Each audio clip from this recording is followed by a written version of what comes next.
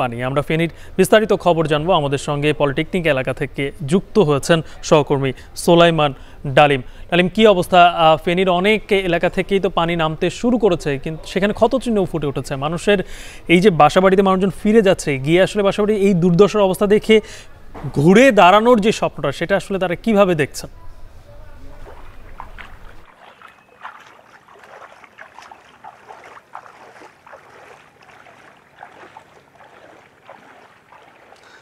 গালিব, আমরা এখন ফেনী পলিটেকনিক নয়, পলিটেকনিক থেকে আরেকটু দূরে ফেনী শহরতলির আলোকদিয়া ভালুকিয়া সড়কে আছি। আমরা দেখতে পাচ্ছি যে শহর এবং ফুলগাজী পরশুরামের বিভিন্ন অংশ থেকে বন্যার পানি কমে গেলেও এখানে কিন্তু এখনো সড়কের উপর হাঁটু পানি রয়েছে। সেই হাঁটু পানি পেরিয়েই কিন্তু মানুষ শহরে যোগাযোগ করছে। স্বাভাবিক যে যোগাযোগ সেটি বন্ধ রয়েছে। ভ্যান, রিক্সা এবং অন্যান্য মাধ্যমে, ট্রাক্টরের মাধ্যমে কিন্তু মানুষ শহরের সাথে যোগাযোগ করছে। আমরা ফুলগাজী পরশুরাম এবং ছাগলনাইয়া যেসব এলাকায় পানি কমেছে সেসব এলাকায় আমরা যেটি দেখেছি যে আশ্রয়কেন্দ্র থেকে মানুষ ঘরে ফিরেছে, মনে করছে যে বানের পানি কমেছে, মানুষ ঘরে ফিরবে। কিন্তু ঘরে ফিরে থাকার জন্য যে পরিস্থিতি, যে পরিবেশ, সেটি কিন্তু নেই।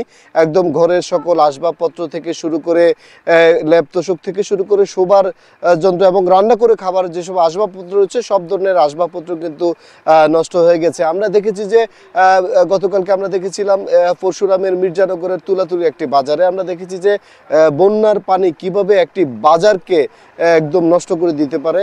এই বাজারটি ছাড়াও আশপাশের যেসব সড়ক রয়েছে সেসব সড়কও কিন্তু একদমই নষ্ট হয়ে গেছে। আমরা দেখেছি যে ফেনীর যেই গ্রামীণ সড়কগুলো রয়েছে এবং যে সেই শহরের যে সড়কগুলো রয়েছে, প্রায় হাজার হাজার সড়ক, কিলোমিটার সড়ক কিন্তু ইতিমধ্যেই কিন্তু বন্যার জলে কিন্তু নষ্ট হয়ে গেছে। এই ছাড়াও মানুষের যে ঘর বসতি রয়েছে সেই ঘর বসতিও কিন্তু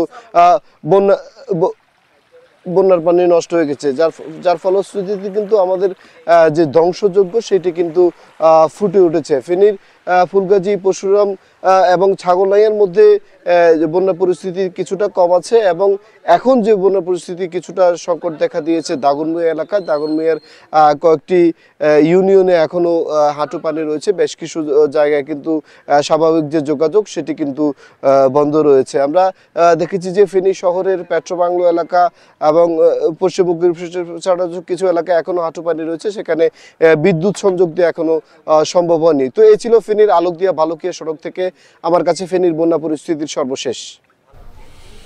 ফেনীর অনেক এলাকা থেকে পানি নেমে গেলেও এখনও অনেক এলাকায় হাঁটু পরিমাণ পানি রয়েছে এবং সেই বিষয়ে সর্বশেষ জানাচ্ছিলেন আমাদের সহকর্মী। অন্যদিকে